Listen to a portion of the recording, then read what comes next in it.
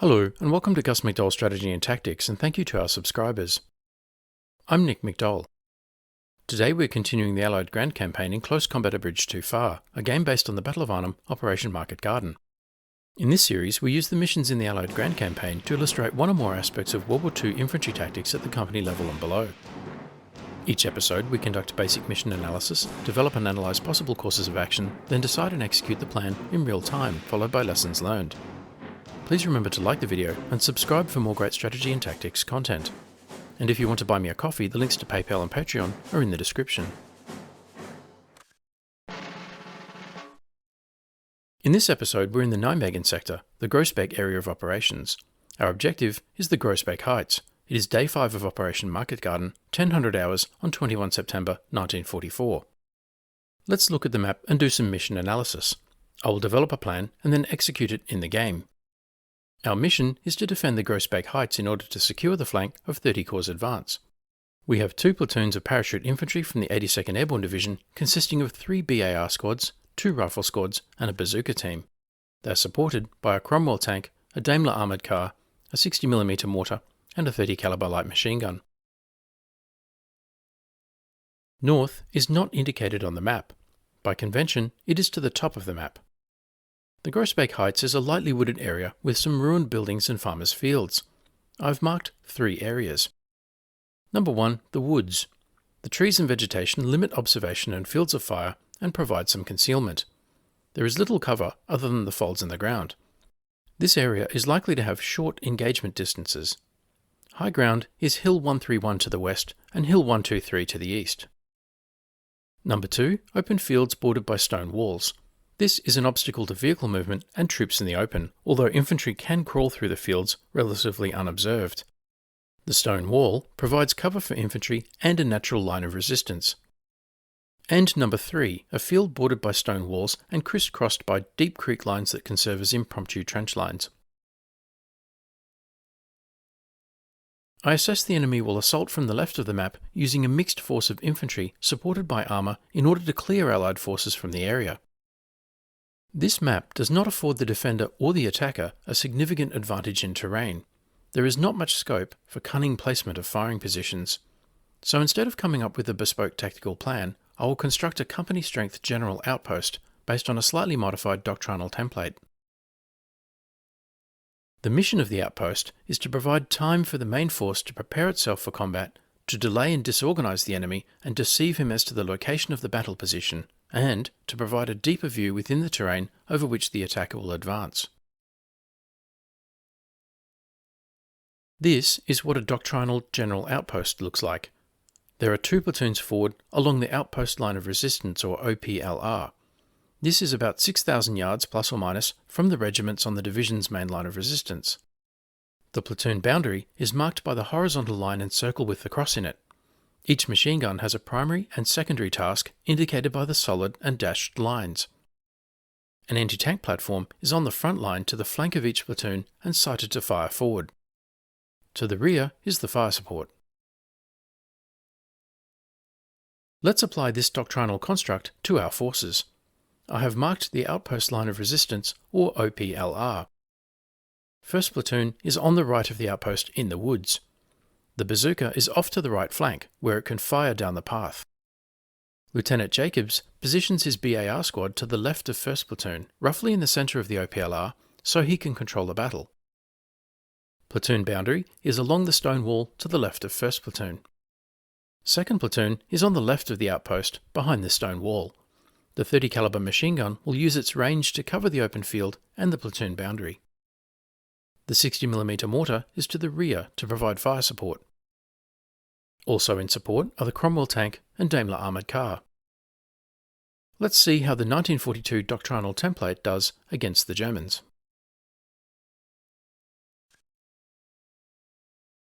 I have now moved my troops into position and will execute the plan in real time. Let me know in the comments below what you think of the various courses of action and if you have identified a viable alternative. And don't forget to like the video and subscribe for more great strategy and tactics content.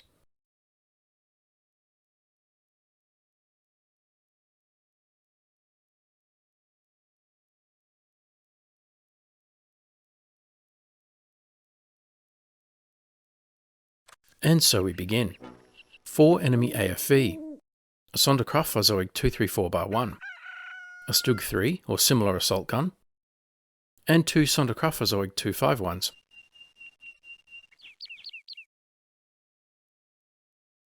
I lose track of the enemy vehicles. The next bit is a boring wait for the Germans to form up an assault. I've taken the liberty of fast-forwarding about 4 minutes of inaction.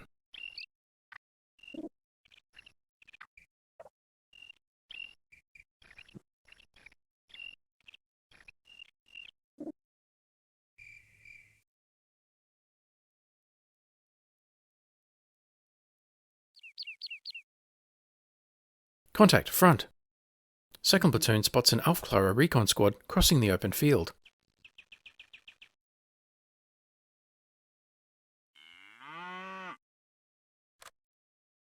The Daimler armoured car moves to the left to provide fire support to second platoon.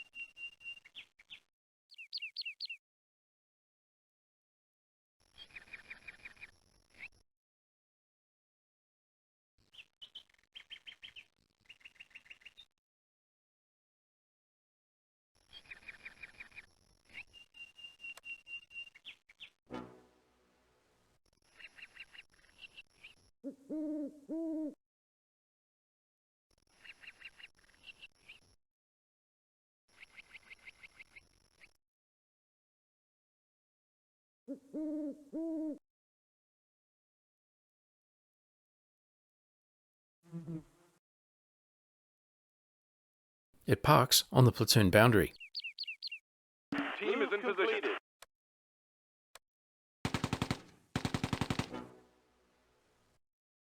It tries for a shot with the 6-pounder on the 234.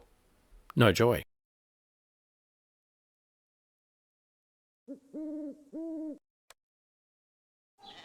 The Cromwell does not have a shot either. It moves forward. The Daimler opens up on German troops advancing in the trees.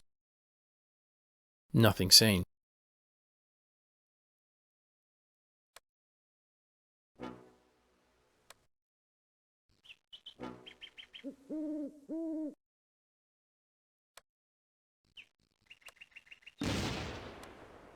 The Daimler fires at the 251 and misses. It switches targets to the 234 and misses.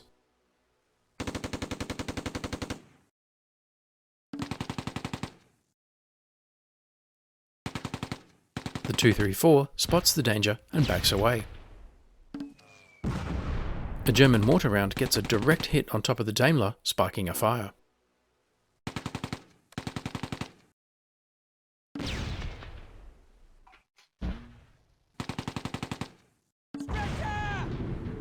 A second mortar round finishes the job and knocks out the Daimler. We're under heavy fire. The Cromwell joins the fray.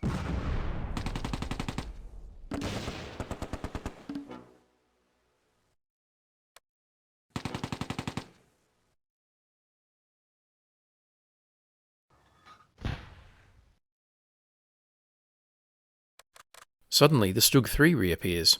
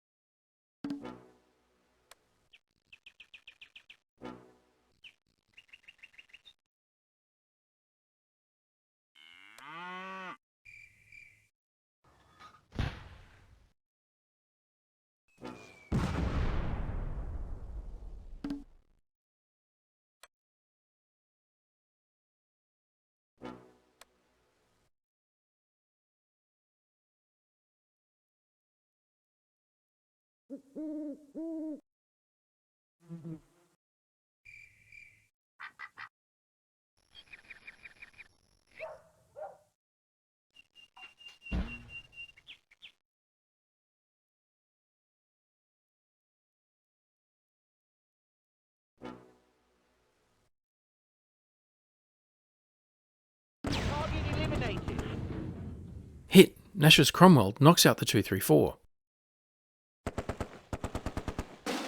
The Aufklärer reappeared directly in front of 2nd Platoon, which has no choice but to reveal its position.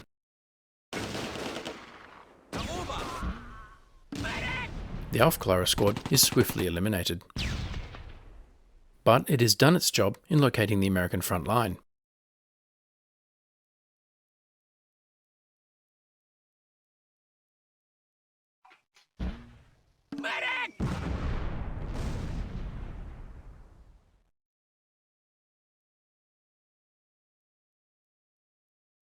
Completed. The 234 cooks off. Target tank!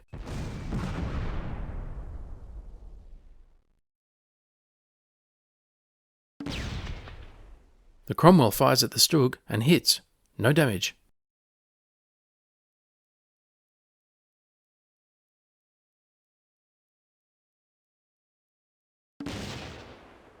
The Stug charges forward, closing the range.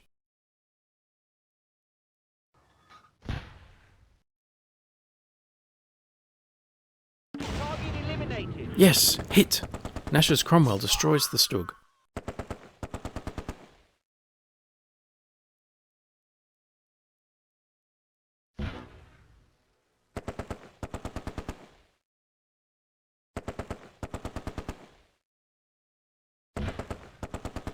A 250-10 appears in the north.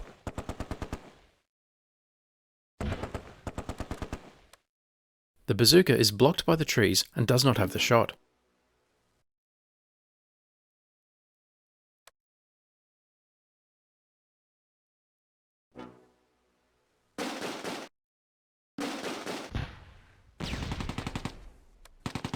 Walker's BAR squad unmasks and targets the vehicle at close range. They take casualties.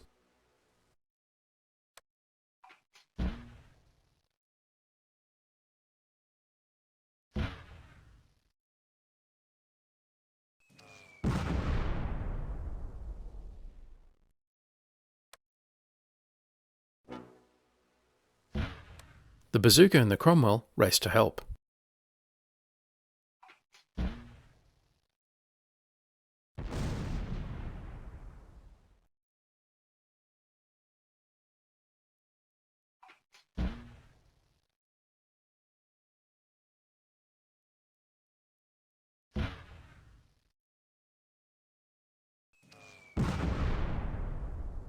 The Cromwell narrowly avoids running over 2 infantry squads on the way.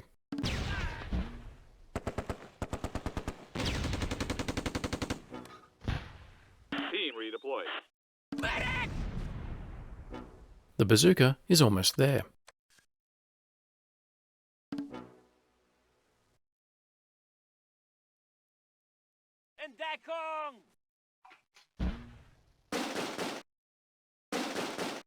The Cromwell places smoke to blind the 250.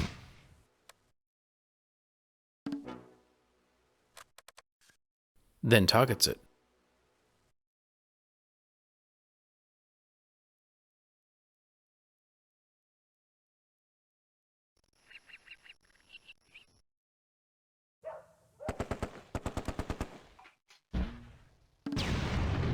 Hit and destroyed. Nash is having a great day so far.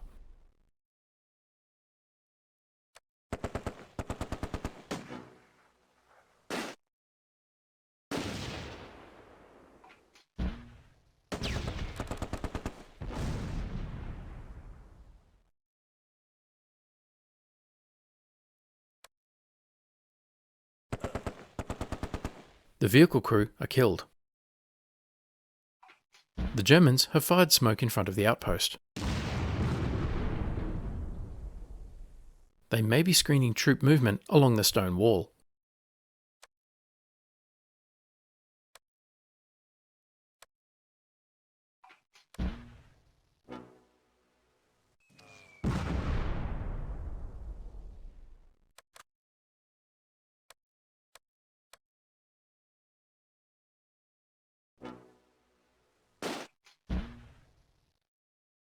An MG-42.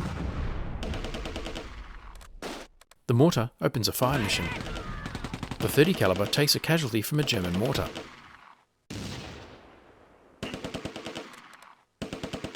More troops spotted.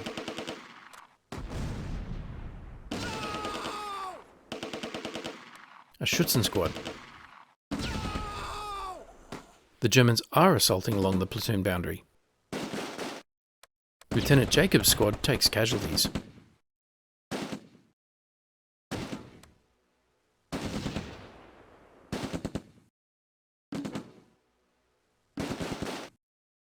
We're under heavy fire. Mortar fire shifts.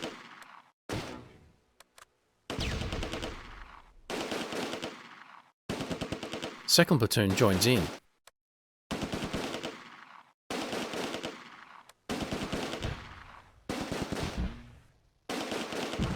Meanwhile, the Cromwell has pushed forward to get behind the German front line and attack their mortar and the remaining vehicle.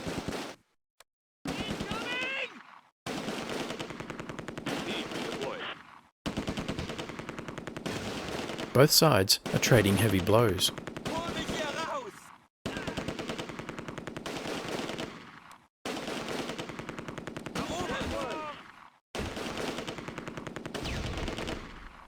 We're under heavy fire.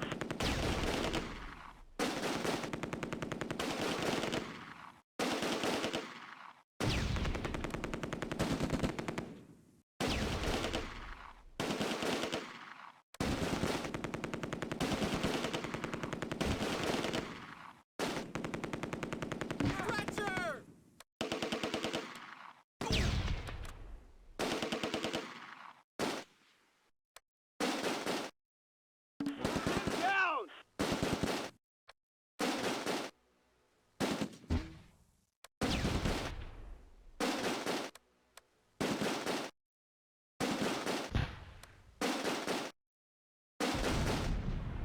First platoon pivots to put flanking fire on the German assault.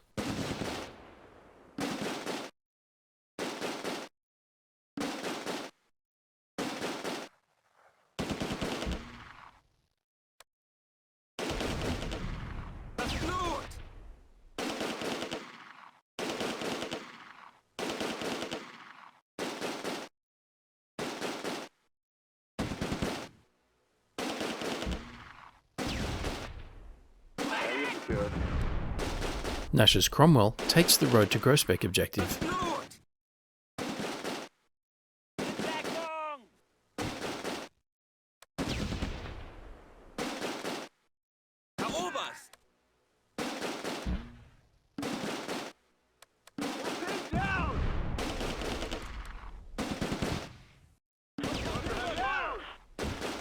The main German attack consisted of 2 Schützen squads, 2 MG42 squads, a Scharfschütze and a reserve squad.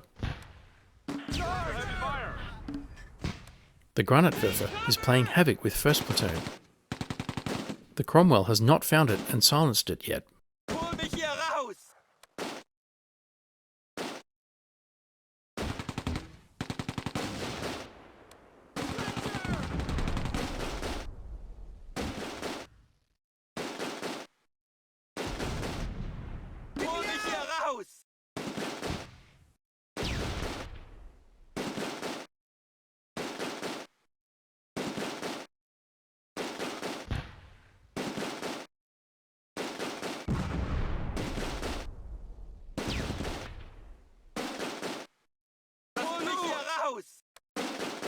The Cromwell locates the 251 bar 2.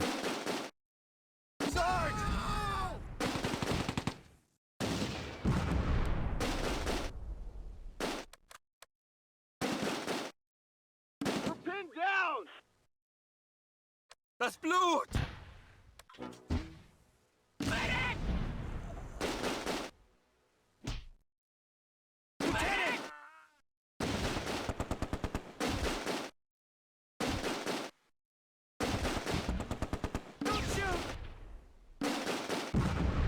We're under heavy fire.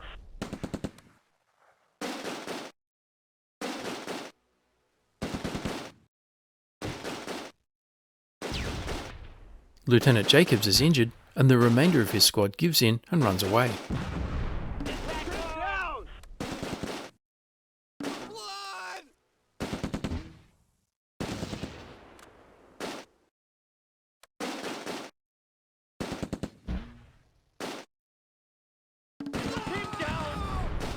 The Granatwerfer eliminates the rifle squad in first platoon.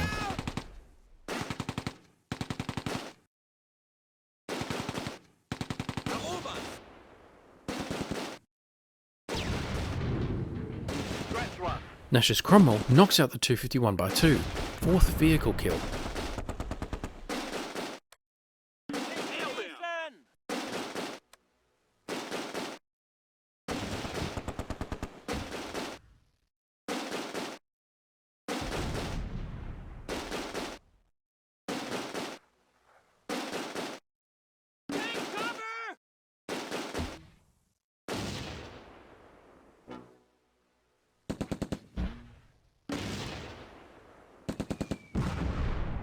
But the Granatwerfer still fires.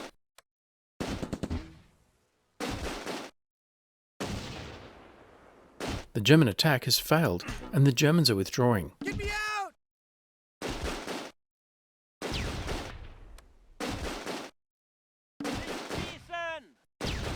And surrendering. But firing continues.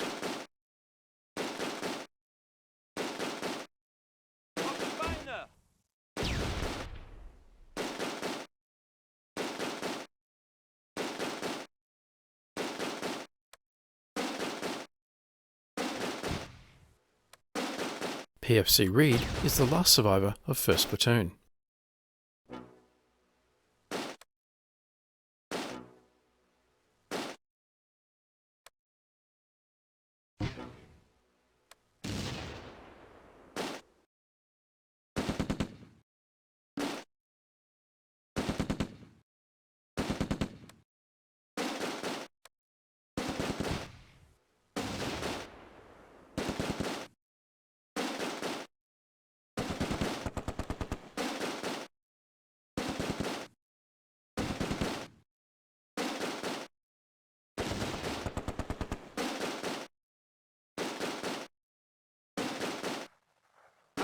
Eliminated.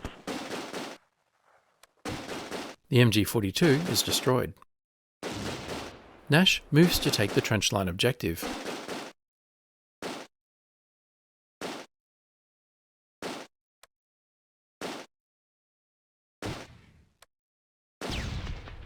The survivors of a Schützen squad are sneaking up to 2nd Platoon's position.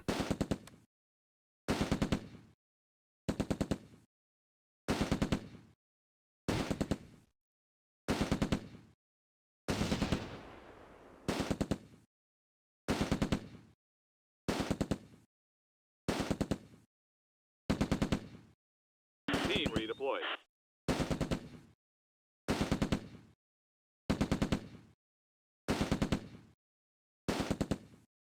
Auf die Beine!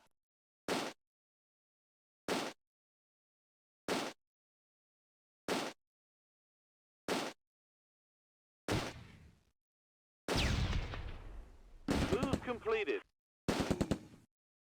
Area secured. Nash secures the trench line objective.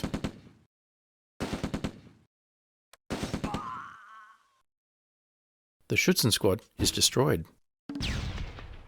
The 60mm mortar uses its last HE round.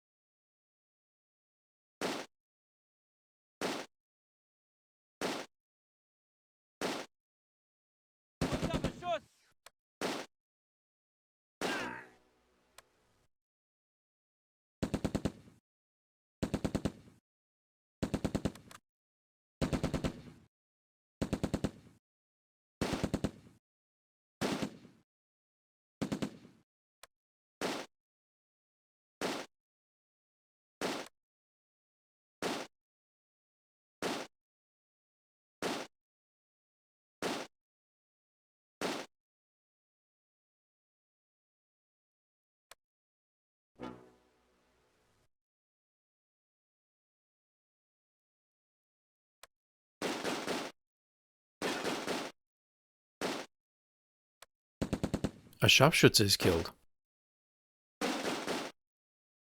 At this stage, the German assault has failed, but mopping up continues.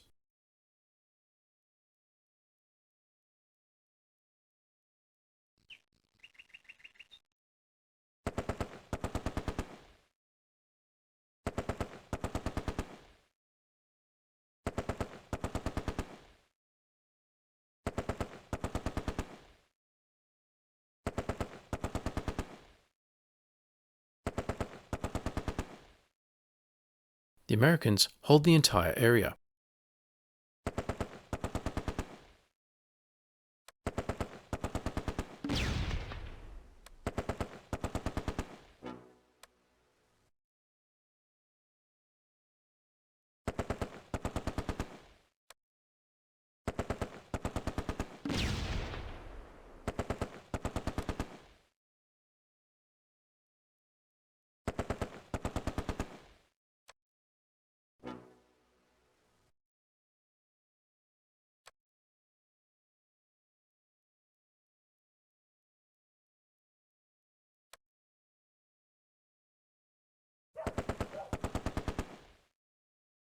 The last German flees the area.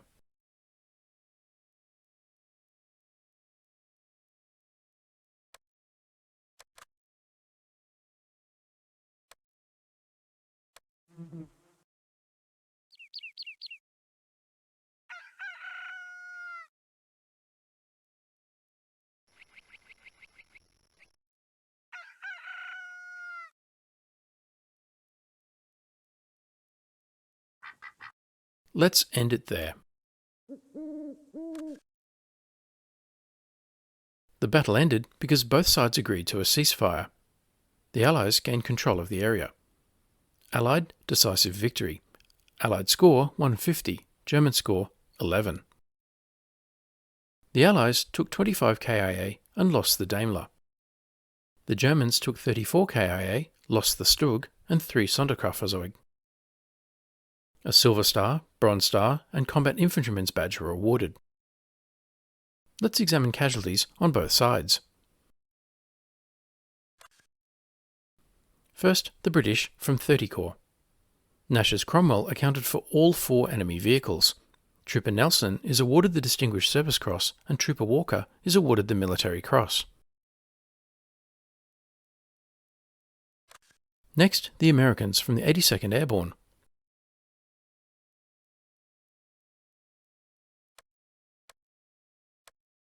Very heavy infantry casualties and the entire outpost is almost wiped out.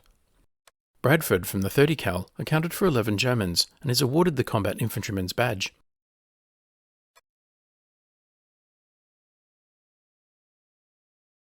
Then the Germans, origin unknown. 2 MG42 squads, 2 Schützen squads, an Aufklärer squad, a reserve squad, and 2 Scharfschütze snipers. The 251-2 knocked out the Daimler and 11 soldiers, and Schmidt is awarded the Iron Cross Second Class. Also a Stug 3, a 250-10, a 234-1, and a Granatwerfer. So, what did we learn? Nash's Cromwell did excellent work, but mostly evened the odds against the 4 enemy armoured vehicles. Otherwise, that was a standard infantry assault with offensive support against a 1942 doctrinal combat outpost. How did they do? This time, I offer no judgment, but will leave the verdict to you.